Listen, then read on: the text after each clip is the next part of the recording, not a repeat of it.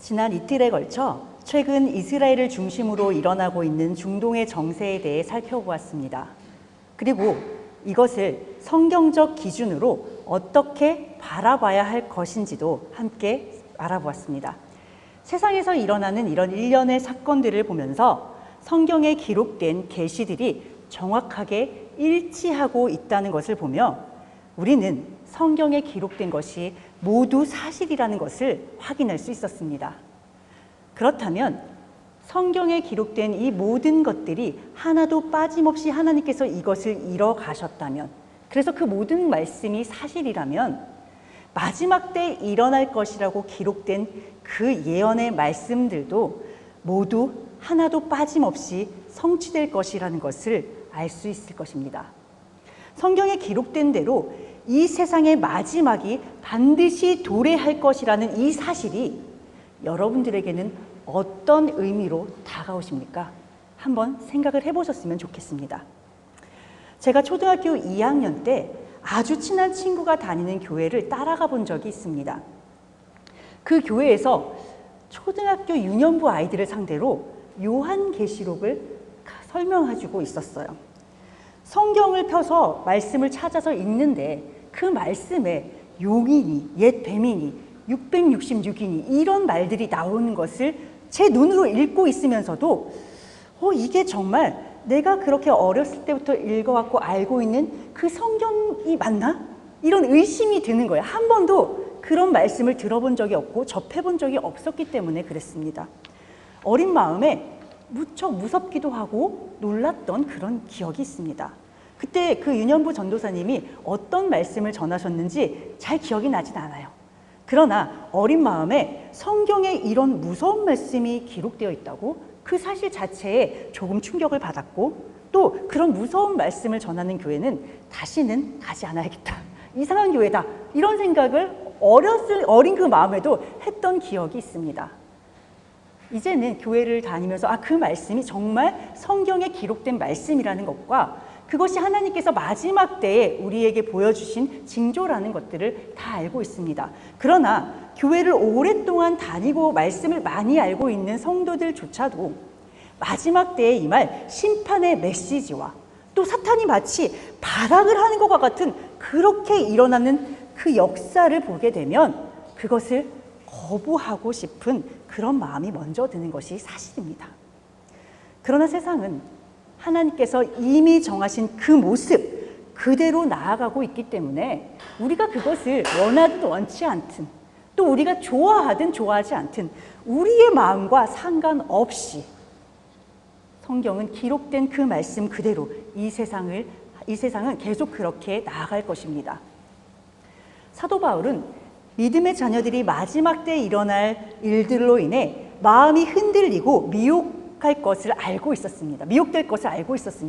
그렇기 때문에 그것을 염려하는 마음으로 데살로니가 후서 2장에 마지막 때 어떤 일들이 일어날 것인지 기록하면서 그와 동시에 성도들이 어떻게 이때를 넘겨야 할 것인지 권면하는 말씀을 함께 기록해두고 있습니다. 먼저 마지막 날이 이르렀다고 해서 쉽게 마음이 흔들리거나 두려워하지 말라고 기록하고 있습니다. 마지막 때가 이르르면 불법의 사람, 즉 적 그리스도가 나타나는데 그에 앞서 배교하는 일이 있다고 경고하고 있습니다. 그렇기 때문에 누가 어떻게 하더라도 절대로 미혹되어서는 안 된다고 가르치고 있어요. 예전에 너무나도 똑똑한 분인데 이단에 넘어간 경험을 이야기해 주시는 거예요, 이분이. 근데 정말 그 사람들이 많이 모여있는 곳에서 막 사람들이 기도를 하고 뭔가를 외치는데 누군가 정말 자기를 탁 치는 그런 경험을 했다는 거예요. 그러니까 우리가 기적을 바라고 뭔가 경험에 의지하는 신앙을 가지면 안 되는 이유가 바로 여기에 있습니다. 마지막 때는 사탄이 하나님의 빛을 가장해서 성도라도, 아주 믿음이 좋은 성도라도 그를 어떻게든 미혹하기 위해서 모든 일을 총동원해요. 그렇기 때문에 우리가 내가 경험한 것, 내가 느끼는 것, 내가 보는 것, 그것에 현혹되면 절대로 안 된다는 것입니다. 그럼 뭘 봐야 돼요? 우리는 말씀이 있잖아요. 그 말씀과 내가 경험하는 것, 나한테 올라오는 이 생각을 계속 비교해 보셔야 돼요. 그래서 그 기준과 우리에게 주어진 이 말씀이라는 기준과 나의 경험이 맞지 않는다면 그것을 나는 기적이라고 받아들였더라도 버리셔야만 하는 것입니다. 사도 바울은 지금 그 말을 하고 있는 거예요. 누가 어떻게 하더라도 절대로 미혹되어서는 안 된다는 것입니다. 지금 세상을 한번 보세요. 적그리스도가 나타나기 위해 모든 것이 통합되고 있습니다. 세상이 이것저것 정말 이 둘이 전혀 섞일 것 같지 않은 그 모든 것들이 함께 어우러져서 섞이고 통합되는 것을 볼 수 있어요. 한 명의 강력한 통치자가 이 세상을 지배하고 통제하기 위해서는, 그 구조가 되기 위해서는 전체주의 독재 체제로 나아가야만 하는 것입니다. 그런데 이것에 가장 적합한 정치 체제가 바로 공산주의 체제입니다. 잘 한번 보세요. 지난 90년대, 1990년대에 공산주의 체제가 다 무너졌습니다. 소련이 붕괴됐고 독일이 붕괴돼서 서독과 통일이 됐어요. 그리고 모든 나라들이 자유민주주의 체제로 돌아가는 것처럼 보였습니다. 그런데 30년이 지난 지금 어땠냐는 거예요. 철저하게 실패한 정치 체제였음이 역사를 통해서 증명되었음에도 불구하고 여전히 공산주의는 사라지지 않았습니다. 솔직히 90년대 그 공산주의 체제가 소련이 막 붕괴되는 것을 보면서 이제 지구상에서 공산주의는 사라질 줄 알았어요. 저는. 그러나 지금 여전히 공산주의는 사라지기는커녕 망정처럼 남아서 우리 문화와 사회 모든 것들 전반 속에 침투하며 오히려 그 영향력을 더 확장해 나가고 있습니다. 경제는 개방을 해도 정치와 사회체제는 그대로 공산주의를 유지하는 나라들이 있는 것이 바로 그런 이유예요. 우리의 상식으로는 이것들이 이해가 되지 않죠. 그러나 적그리스도가 완벽하게 세상을 통치하고 통제하는 세상으로 나아가기 위해서 이것이 필요한 조건이기 때문에 하나님께서는 말씀을 기록하신 그대로 이루시기 위해서 이 모든 것들을 잠깐 허용하고 계시는 것입니다. 그리고 사람들은 자신들이 도대체 왜 이것을 추종하고 이것에 복종하는지도 모른 채 그 사상의 노예가 되어버렸습니다. 마지막 때 적그리스도가 나타나서 전 세계를 하나로 모으고 통제하기 위해서 필요한 것이 또 하나가 있죠. 그것은 바로 인터넷이라든지 네트워크, 또 그런 기술들입니다. 최근 모든 기술이 아주 집약적으로 이렇게 가파르게 발전하고 있는 모습을 우리가 눈으로 보고 있습니다. 불과 2, 3년 전만 해도 이 정도까지 이랬던 기술들이 지금 눈앞에 막 펼쳐지고 있어요. 급속도로 발전하고 있는 이런 인공지능 기술은 이미 인간의 수준을 넘어서 초지능 개발 단계에 진입했습니다. 문제는 이 기술이 어떤 방식으로 그 안에서 돌아가고 있는지, 이것이 향후에 어떻게 발전해 나갈 것인지 이미 아무도 예측할 수 없는 그 단계에 이르렀다는 것이에요. 우리가 보통 인간과 짐승의 차이, 뭐라고 말합니까? 생각하는 힘, 특별히 자신의 행동을 돌아보며 반추하는 그 능력, 반성하는 그 능력을 인간 사고력의 아주 최고봉으로 여기고 있습니다. 그런데 최근 초지능 개발 단계에 진입한 AI가 자기 개선의 징후를 보이기 시작했다고 합니다. 너무 무섭지 않아요? 이미 하나님의 형상대로 지음받은 존재이기에 인간이 존엄하고 인간의 권리가 인정받을 수 있어야 하지만 그 시대가 지나가 버렸습니다. 지금 세상을 보세요. 더 이상 이 사람과 저 밖에 있는 돌덩이, 또 곤충과 도대체 뭐가 달라? 이런 생각들이 우리를 지배하고 있어요. 우리 머릿속에 이미 다 들어와 있습니다. 그런 생각들이. 사람이 그 돌덩이보다 나을 게 없어. 이것이 지금 세상의 사상들이 나가고 있는 흐름이거든요. 그런데 그런 가운데 AI의 이런 발전은 더 많은 혼란을 가중시킬 것이라는 것이 너무나도 자명한 사실이라는 것입니다. AI 개발의 선두주자로 여겨지는 샘 올트먼이라는 사람이 있어요. 우리 요즘 자주 쓰고 있는 챗 GPT를 개발한 사람입니다. 그가 차세대 챗 GPT를 개발하고 있는 가운데 굉장히 큰 두려움을 느꼈다고 해요. 그러면서 원래 7월 말에 공개 예정했던 다음 단계 챗 GPT를 잠시 공개를 보류하고 있습니다. 그러면서 이것을 어떻게 안전하게 사용할 수 있을지 추가 보안 장치를 고민하고 개발 중에 있다고 합니다. 이런 고도의 기술은 인류에게 편리함이란 유익을 가져다 줍니다. 그건 사실이에요. 그렇지만 그에 대한 반작용이 너무 커요. 특히 고급 기술일수록, 더 편하게 사람들을 이끄는 기술일수록 그것이 한번 악용되면 일파만파 그 영향력을 어떻게 할 수가 없다라는 것입니다. 그런데 우리의 우려와 상관없이 마지막 때 적 그리스도가 완전한 통제를 할 수 있도록 모든 기술과 시스템은 이미 거의 완성 단계에 이르렀어요. 우리 손 안에 주어진 스마트폰을 한번 보세요. 우리의 얼굴과 개인정보는 모두 다 데이터베이스화 되어서 우리도 모르는 사이에 지금 어딘가에 차곡차곡 이렇게 쌓여가고 있다는 것입니다. 제 핸드폰의 앨범에 있는 그 사진에 제 주변 사람들의 그 얼굴을 모아놓은 사람들이라는 별도의 카테고리가 있습니다. 제 사진들 밑에 사람들 얼굴이 하나하나 이렇게 떠요.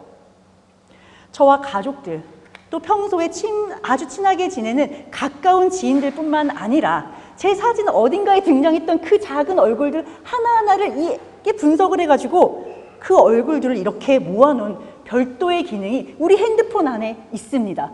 이 기능을 보고 제가 놀란 것이 무려 8년 전이에요. 지금이 아닙니다. 이미 8년 전에 이것을 보면서 어떻게 이렇게 돼 있지? 정말 마지막 때 우리가 숨을 곳이 한 군데도 없겠구나. 그런 생각을 이미 8년 전에 했습니다. 그런데 지금 그때와 비교도 안 될 정도로 기술이 이렇게 치솟고 있어요. 그리고 그것이 향후 우리에게 어떤 부메랑이 되어서 되돌아올지 모를 정도로 두려운 발전의 단계에 이르렀습니다. 그러나 이 발전을 멈출 수 있을까요? 아니요, 멈출 수 없습니다.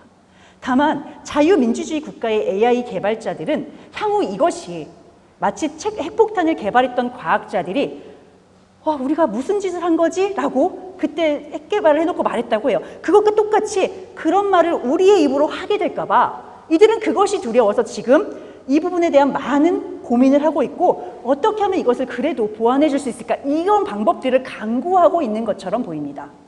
그러나 중국과 같은 공산주의 국가에서는 어떻습니까?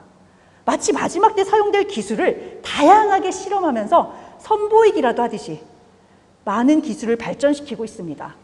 안면인식 시스템, 전자화폐, 복제기술 등 이미 중국에서는 그것을 굉장히 빠른 속도로 발전시키고 있고요. 상용화시키고 있습니다.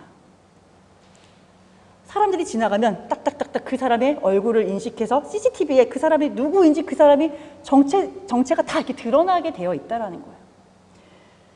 데살로니가 전서 5장 4절 형제들아 너희는 어둠에 있지 아니하매 그날이 도둑같이 너희에게 임하지 못하리니. 사도 바울은 마지막 때는 도둑과 같이 이를 것이기 때문에 시기를 알 수 없다고 합니다. 그러나 그렇게 말하면서도 우리들은, 믿는 성도들은 밤에 속한 자가 아니다.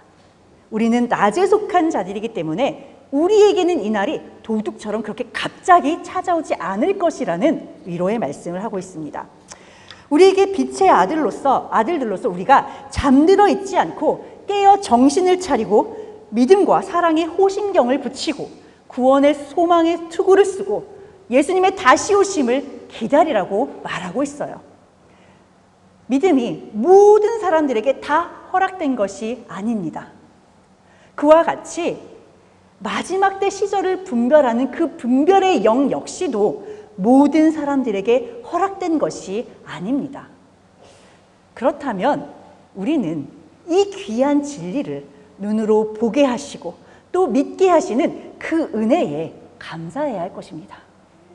그리고 우리를 세우신 하나님은 우리로 하여금 하나님의 그 진노에 이르게 하시려는 것이 아니라 오직 예수 그리스도로 말미암아 구원을 받게 하시려는 그 큰 계획 안에 우리를 함께 담아두고 계세요. 제가 지금 나는 믿음이 있다고 생각하면서 이 자리까지 왔는데 제가 믿음이 있는 것이 모르겠어요 라고 말하는 분들도 계시고 우리도 수시각각 내가 정말 믿음이 있는 자가 맞아 라고 생각을 하지만 믿음 있는 거 맞습니다, 여러분. 이미 이 구원의 계획 안에 우리를 다 넣으셨어요. 그러니까 그것을 두려워하지 마시고 의심하지 않으셨으면 좋겠어요. 잠시 지치고 살아가다 보면 이 굴곡을 넘어갈 수밖에 없습니다. 그러나 하나님의 그 구원의 그 계획은 변하는 게 아니에요. 사람처럼 손바닥을 뒤집듯이 이렇게 변하는 게 아니기 때문에 우리는 이 구원의 울타리 안에 모두 들어와 있습니다. 이제 우리는 성경에 기록된 수많은 예언들 가운데 아직 이루어지지 않은 그 요한계시록 끝부분, 그 마지막 부분, 그 일부의 예언들이 앞으로 어떻게 성취되어 가는지 눈으로 확인하게 될 것입니다. 물론 정확한 때와 시간은 하나님만 아시기 때문에 그 일이 언제 일어날지 가늠하는 것은 아주 어리석은 일입니다. 그러나 마지막 때의 징조들을 보며 기록된 말씀 그대로 예수님의 다시 오심을 예비해야만 합니다. 우리는 예수 그리스도의 거룩하고 순결한 신부로 서기 위해 더욱더 말씀 가운데 바로 서기 위해 최선을 다해야 합니다. 적그리스도가 다스리는 마지막 때에는 사람들이 더욱 악해질 것입니다. 우리는 지금도 세상을 보면서 말세야 말세 이러지만 아직 말세 아니에요. 아직 더 남았습니다. 그럼 이거보다 훨씬 더 우리가 살아가는 시대는, 우리의 자녀들이 살아가는 시대는 더 악하고 더 어두워지고 더 추악해진 그런 모습일 것입니다. 이미 이 세상은 모든 것이 반기독교 정서를 향해 나아가고 있습니다. 올바른 가치를 지키려고 하면 보수 꼴통, 음모론자들 이런 사람들로 낙인을 찍어버립니다. 그리고 프레임을 씌우며 조롱하는 시대가 되었습니다. 그러나 하나님의 인내에는 한계가 있습니다. 죄가 관영할 때 그 자리에서 심판의 역사가 시작되는 것을 우리는 성경의 역사를, 지금까지 역사를 통해서 다 보고 있잖아요. 그럼 마지막 때도 그 역사가 그대로 일어날 것입니다. 그런데 이것이 우리 믿는 자들에게도 똑같은 두려움으로, 공포로 다가와서는 안 됩니다. 우리에게 심판의 때가 있다는 것, 마지막 때가 있다, 이것은 굉장한 소망의 말씀이에요. 왜? 모든 심판 후에 예수 그리스도께서 승리를 하실 것이기 때문입니다. 믿는 자들은 예수님과 함께 그 승리의 찬양을 부르는 거예요. 자, 한번 생각해 보세요. 만약 이 어두운 세상이, 이 죄악된 세상이 영원히 지속된다면 여러분들은 믿음을 지키시겠습니까? 기꺼이 믿음을 난 그래도 지킬 거야 라고 말할 수 있는 사람은 아마 단 한 사람도 없을 거예요. 소망이 없잖아요. 그러므로 지금 우리는 예수님이 속히 오실 것을 기대하고 소망하는 그런 믿음을 가져야 하는 것입니다. 이미 세상은 마지막 때를 향해 아주 가파르게 몰아쳐가고 있습니다. 수천 년 전에 기록된 성경의 말씀에 적그리스도가 나타나 평화를 빌미로, 잘 들으세요, 이들이 악한 모습으로 막 이렇게 사탄의 모습으로 뿔을 달고 오는 게 아니에요. 평화를 빌미로 사람들에게 아주 입안의 사탕처럼 그렇게 달콤한 모습으로 사람들을 미혹할 것입니다. 그렇게 성경에 기록되어 있어요. 정치, 경제, 종교가 하나가 되며 인본주의 진화론이 극성을 부릴 것이라고 예언하고 있습니다. 도덕의 극심한 붕괴 현상이 일어나 건전한 교리를 배척하며 목사가 성도를 속이고 성도들은 그것을 분별하지 못해 거짓 진리에 호도된다고 성경은 이미 기록하고 있어요. 이단 교리가 성행하며 곳곳에서 자연재해가 일어날 것이라고. 성경은 마치 지금 일어나고 있는 이 모든 일들을 눈으로 보는 것처럼 그렇게 모두 다 기록해 두고 있습니다. 그런데 이때 예수님은 뭐라고 말씀하세요? 주여 주여 하는 자마다 천국에 가는 것이 아니라 행하는 자라야 천국에 들어간다고 말씀하셨습니다. 우리가 악한 것을 막을 수 없어요. 우리는 그런 힘을, 능력을 갖지 않았습니다. 그러나 우리는 할 수 있는 것이 있습니다. 끝까지 신앙을 지키기 위한 그 영적 전투를 치러가며 우리 자신을 그리스도의 거룩한 신부로 가꾸는 것, 그건 우리 얼마든지 할 수 있잖아요. 어제 기도를 하는데 하나님한테 너무 죄송한 거예요. 죽을 만큼 열심히 살아보지 못한, 죽을 만큼 충성하지 못했는데 그런 충성을 해보지 못하고 하나님을 만날까 봐 너무 두려웠습니다. 스데반이 돌을 맞는, 다진하게 돌을 던지는 그 사람들을 향해서 저들이 무슨 일을 하는지 알지 못합니다. 그 영혼들을 위해서 기도하고 돌에 맞아 죽는 그 순간에 하늘의 보좌가 열리며 보좌 우편에 계신 예수님을 보았어요. 그러면 여러분, 죽는 자리에서 그는 그런 기적을 경험하는 거예요. 그럼 우리가 이 세상을 살아가면서 능력을 발휘하고 싶고 기적을 경험하고 싶다면 죽는 자리로 나아가야 하는 것 아닐까요? 그런데 우리는 조금도 나를 아프게 하는 것, 나를 조금이라도 어떻게 하고자 하는 그런 것들이 있으면 이건 아니라고. 그러면서 그 기적은 너무 소망해요. 이거는 안 맞는 일입니다. 말이 안 되는 거예요. 기름을 준비한 처녀들은 매일 밤을 설레는 마음으로 오늘은 신랑이 올까? 오늘은 신랑이 오겠지. 그것을 기대하며 신랑을 기다리게 됩니다. 여러분, 내가 준비가 되면요, 세상에 어떤 것들이 와도 당당해집니다. 빨리 왔으면 좋겠어. 그 순간이. 그것을 기다리게 되잖아요. 그리고 그들은 준비를 하고 있었기에 신랑이 왔을 때 그 신랑과 함께 기쁜 마음으로 혼인잔치에 들어갑니다. 여러분, 마지막 때를 눈으로 보고 있는 여러분의 마음속에 두려움보다는 기쁨과 설렘이 가득하시기를 바랍니다. 마지막 때 그리스도의 순결한 신부로 그리스도를 신랑으로 맞이하기 위한 그 준비를 철저히 하시며 주 예수여 오시옵소서라고 기꺼이 외치시며 그리스도의 재림을 기다리시는 그 믿음을 가지시길 바라요. 마지막으로 사도 바울이 마지막 때 믿음을 지키기 위해 성도들이 지켜야 할 강령처럼 남긴 말씀을 함께 읽고 설교를 마무리하고자 합니다. 데살로니가 전서 5장 12절에서 22절의 말씀이에요. 함께 읽겠습니다. 시작. 형제들아, 우리가 너희에게 구하노니 너희 가운데서 수고하고 주 안에서 너희를 다스리며 권하는 자들을 너희가 알고 그들의 역사로 말미암아 사랑 안에서 가장 귀히 여기며 너희끼리 화목하라.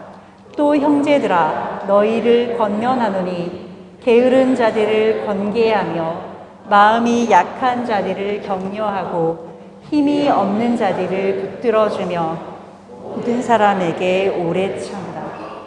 삼가 누구에게든지 악으로 악을 갚지 말게 하고 서로 대하든지 모든 사람을 대하든지 항상 선을 따르라. 항상 기뻐하라. 쉬지 말고 기도하라. 범사에 감사하라. 이것이 그리스도 예수 안에서 너희를 향하신 하나님의 뜻이니라. 성령을 소멸하지 말며 예언을 멸시하지 말고 범사에 헤아려 좋은 것을 취하고 악은 어떤 모양이라도 버려라. 아멘. 이 말씀을 꼭 마음에 새기시고 기억하셨으면 좋겠습니다. 집에 돌아가셔서도 계속 이 말씀을 보시면서 내가 오늘 이 말씀대로 살았는지 자신을 돌아보시며 하나님 앞에 더 많이 간구하시고 더 회개하시며 날마다 나의 겉사람을 죽이고 나의 속사람이 살아나는, 그래서 하나님이 보시기에 너무나도 예쁜 그런 우리 물줄기 교회 성도들이 되시기를 간절히 소망합니다. 기도하고 마치겠습니다. 사랑과 은혜가 풍성하신 하나님 아버지, 2박 3일의 수련의 기간 가운데 함께 동행하여 주시고 저희들에게 하나님께서 낮과 같이 하나님의 뜻을 보여주시고 깨닫게 하여 주시니 감사드립니다. 막연한 두려움으로 마지막 때를 바라보았던 저희들의 시선이 하나님의 사랑과 은혜로 옮겨가 예수님의 재림의 때를 소망하고 기대하는 믿음으로 나아가는 기회의 시간이 되었길 간절히 바랍니다. 기름을 준비하고 신랑이 오기를 기다렸던 지혜로운 5 처녀와 같이 저희들 역시 신랑이신 그리스도께서 다시 오실 날을 기다리며 성령의 기름을 준비하는 지혜롭고 순결한 주님의 신부가 되게 하여 주시옵소서. 이제 모든 수련의 일정을 마치고 돌아가는 발걸음 위에 함께하여 주셔서 모두 안전하게 귀가할 수 있도록 도우시고 수련회를 위해 오랫동안 기도하며 준비한 손길을 위해도 축복을 내려주시옵소서. 우리를 위한 처소를 예비하시는 우리 주 예수 그리스도의 이름으로 기도드립니다. 아멘.